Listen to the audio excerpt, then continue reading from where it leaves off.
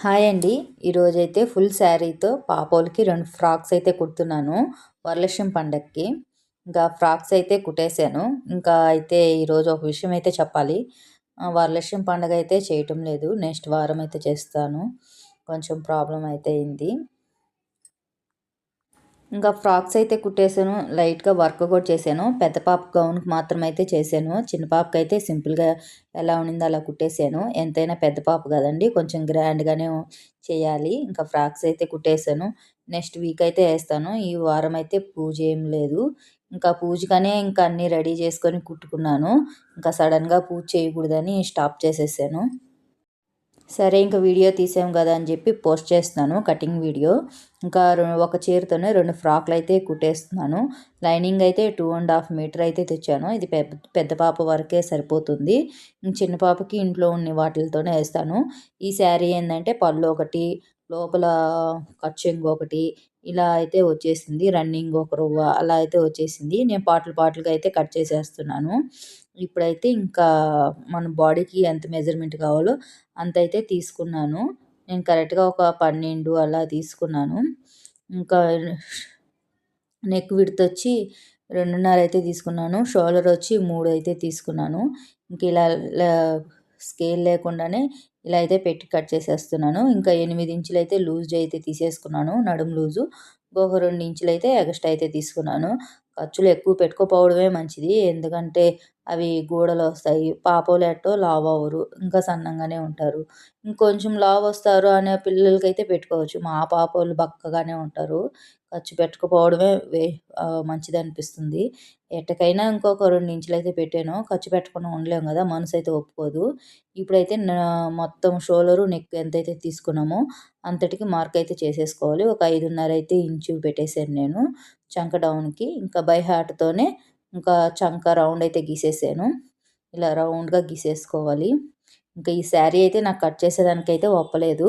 వాళ్ళ మేనత్త అయితే చీరైతే ఇచ్చింది. పాపోళ్ళకి ఫ్రాక్ కుట్టుకో అనైతే. ఇంకా సరే వరలక్ష్మి పండగకి బావుంటది గదా! అని జెప్పైతే నేను కట్ చేసి కుడుతున్నాను. ఇంకా సడెన్‌గా చేయకూడదు. ఇంకా అందరికీ లేడీస్ ప్రాబ్లమే గదా! ఇంకా అలా అయితే వచ్చేసింది. సరే ఇంకేం చేస్తాం నెక్స్ట్ వారం అయితే చేసుకుంటాం అని జెప్పైతే కటింగు, స్టిచ్చింగ్ అయితే చేసి ఆడ పెట్టేసాను. ఇంకా నెక్ అయితే 3 ఇంచుల వరకైతే పెట్టేసాను. ఇంకా కింద గూడా ఒక లైన్ అయితే గీసేసుకొని ఎలా ఉందో అలాగా ఇంకా కొంచెంగా క్రాస్‌గా లాస్ట్‌లో అయితే ఇచ్చున్నాను. అలా ఇస్తే కొంచెం ఫినిషింగ్ అయితే బావుంటది. కొంచెం తోకలాగా అట్లా లేకుండా కరెక్ట్‌గా ఉంటుంది. ఇంకా ఎలా ఉన్నిందో అలాగే సేమ్ కట్ చేసేసుకోవాలి. మా వీడియో గాని నచ్చినట్లయితే లైక్ చేయండి, షేర్ చేయండి, సబ్స్క్రైబ్ చేసుకోండి. ఇప్పుడైతే రౌండ్ గూడా కట్ చేసేస్తున్నాను.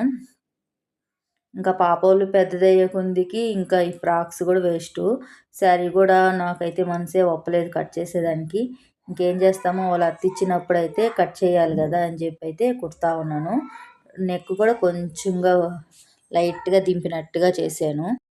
ఇప్పుడైతే నెక్ అయితే కట్ చేసేసాను. ఇంకా నెక్ పీస్‌కి ఏం లేకుండానే ఆహ్, స్ ఉల్టా మీద ఏసేసి తిరగతిప్పిచ్చేస్తాను. ఇంకా ఎనకైతే కొంచెంగా దింపాను. ఇది ముందర నెక్ కాబట్టి ఎనక రౌండ్ నెక్ పెట్టేసాను. ముందర కొంచెంగా కిందకి దిగినట్టు పెట్టేసాను. కొంచెం వెనకైతే పెట్టేసాను. ఇక్కడ గాని రాసుకున్నామంటే మనం మర్చిపోకుండా అయితే ఉంటాము. బ్యాక్ పార్ట్, ఫ్రంట్ పార్ట్ అని రాసేసుకోండి. ఇంకా హ్యాండ్స్ అయితే తీసేస్తున్నాను. హ్యాండ్స్ వచ్చి నేను ఎత్తుకున్నట్టు పెట్టాలనుకుంటున్నాను. ఉండి లేనట్టుగా అయితే పెట్టాలనుకుంటున్నాను. ఇప్పుడు లైనింగు సింపుల్‌గా ఎలా కట్ చేయాలనేది చూపిస్తాను. ఫస్ట్ అయితే 4 మడతలు గాకుండా నేను 80 మీటర్లు అలా తీసుకున్నాను. దీని మీద చూపిస్తామనని. 4 మడతల మీద కూడా అంతేను. ఇంకా ఈజీగా అర్థమయ్యేటట్టుగా ఉంటుంది అని కన్‌ఫ్యూజ్ లేకుండా అయితే చెప్తున్నాను. మనం జాకెట్ పీస్ ఎలా ఫోల్డ్ చేస్తామో అలా ఫోల్డ్ చేసేసి మనము నడుము లూజ్ ఎంత పెట్టామో దాంట్లోకి సగం తీసుకోండి. ఆ సగంలో ఆ పక్క, ఈ పక్క ఎడ్జ్‌లో కొలతైతే పెట్టేసుకొని నేను 5 ఇంచులు తీసుకున్నాను. ఈ మార్కింగ్ కాడ నుంచి, ఆ మార్కింగ్ కాడ నుంచి మనం లైన్ అయితే గీసేసుకోవాలి. క్రాస్‌గా వస్తుంది. మనం లంగా టైప్ అనమాట. ఇలా కుట్టినామంటే ఎక్కువ ఫ్రిల్స్‌లు పెట్టకుండా, ఎక్కువ వెయిట్ లేకుండా అలా అయితే బావుంటుంది.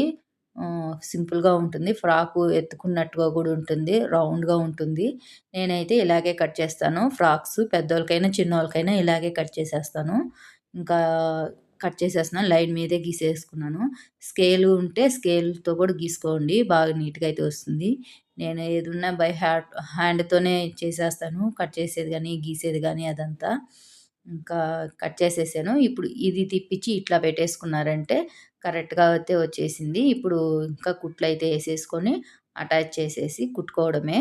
ఇంకా చానా వెడల్పు వచ్చినట్టుంటది. ఫ్రిల్స్ పెట్టేటట్టుగా కూడా లేకుండా ఇంకా కింద లెంత్ అనిపిస్తే కొంచెమైతే కట్ చేసేస్తాను. పాపకి ఎక్కువ లెంత్ ఎంతుందో పావడకనేది చూసుకొని కింద లెంత్ అయితే కట్ చేసేసుకోవాలి రౌండ్‌గా. అంబ్రెల్లా కటింగ్ వచ్చేస్తదప్పుడు. ఇప్పుడైతే చూసారా? ఇలా వస్తుంది. ఒక మడతయితే క కంటిన్యూగా వచ్చేస్తుంది. ఇంకోటైతే పీసులైతే అతుకులైతే పడతాయి. అతుకులు అతికిచ్చుకొని రౌండ్‌గా కుట్టేసుకునేదేను. ఇదిగో ఈ రకంగా ఇట్లాగా అతికిచ్చి కుట్టుకోవాలి.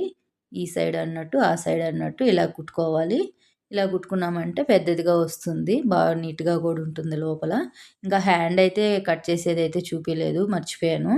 ఇంకా నేనైతే పొరుపు మీద పెట్టి కట్ చేస్తున్నాను. టేబుల్ అయితే ఏం లేదు. శారీ అయితే ఇదండి. ఫుల్‌గా నాకైతే చానా బా నచ్చింది. ఓల్డ్ శారీ. ఇంకా ఈ పైట కొంగుతో వచ్చి బాడీ అంతా పెట్టేస్తాను. ఇంకా మిగిలిన శారీ అయితే వీటిలికి లంగాకి అదంతా పెట్టేస్తున్నాను. హాఫ్‌కొచ్చి నేను ప్లెయిన్‌లో ఉండేది పెట్టేసాను. ఇంకా దీని మీద పెట్టేసి బాడీకి అదంతా కట్ చేసేసాను. ఇంకా మిగతాది చిన్న పాపకైతే కుడతాను. చిన్న పాప కటింగ్ అయితే పెట్టలేదు. సేమ్ ఇలాగే ఉంటుంది. కొంచెము కొలతలు తక్కువగా పెట్టుకుంటే సరిపోతుంది. ఏజ్‌ని బట్టే కదా పెట్టేస్తాము. కొంచెం లూజ్ అనేది కొంచెం తగ్గించుకొని పెట్టుకుంటే సరిపోతుంది. ఇదైతే 2గా ఉంది. 2గా అయితే కట్ చేసేసాను. ఇంకా ఉల్టా మీద పెట్టి తిప్పేసుకోవడమే. ఈజీగా అయితే అయిపోతుంది. ఒక రోజులోనే 2 ఫ్రాక్స్ అయితే కుట్టేసుకోవచ్చు. ఇంకా కటింగ్ అయితే అయిపోయింది. టిచ్చింగు చేయాలి. ఇంక ఇది చిన్న పాపకి సరిపోతుంది. ఇంకా పెద్ద పాపకైతే నేను 3 మీటర్లయితే తీసుకుంటున్నాను.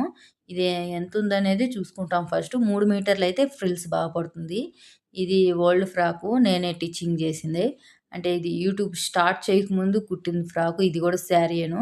ఒక శారీ ఫుల్లుగా అయితే పెట్టేసాను.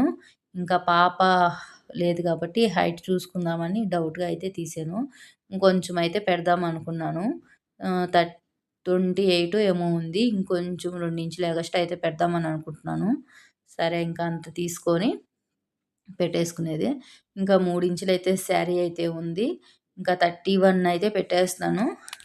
31 కాడికి మార్కింగ్ తీసుకోండి. ఆ మార్కింగ్ కాడ నుంచి కట్ చేసేసుకోవాలి. నేనైతే 4 మడతలు, 8 మడతల మీదేసి కట్ చేసినాను. కత్తెర అస్సలు తగలటం లేదు. కత్తిరి కింద పడకుండా చూసుకోండి. షార్ప్‌నెస్ అయితే పోతుంది. నా కత్తిరి ఎన్ని మాటలు పడిందో. అసలు షార్ప్‌నెస్సే లేదు. ఇంకో సెగను పెట్టించుకోవాలి. ఇంకా ఒక్కోటి లేయర్ అయితే కట్ చేస్తున్నాను. ఇలా నిదానంగా కట్ చేసుకోండి. ఇది హెచ్చు కమీలు గాని వచ్చిందంటే మళ్ళీ ఒక రో తీయాల్సొస్తది. శారీ వేస్ట్ అవుతుంది. అలా గాకుండా నీట్‌గా తీసి కట్ చేసుకుంటున్నానని జెప్పి తీసేసాను. ఇంకా కొంచెం కమ్మీ అయిందంటే కిందనో, పైననో తీయాల్సొస్తది. అందుకనైతే నీట్‌గా కట్ చేసుకోవాలి. లైన్ ప్రకారంగానే కట్ చేసేసుకోవాలి.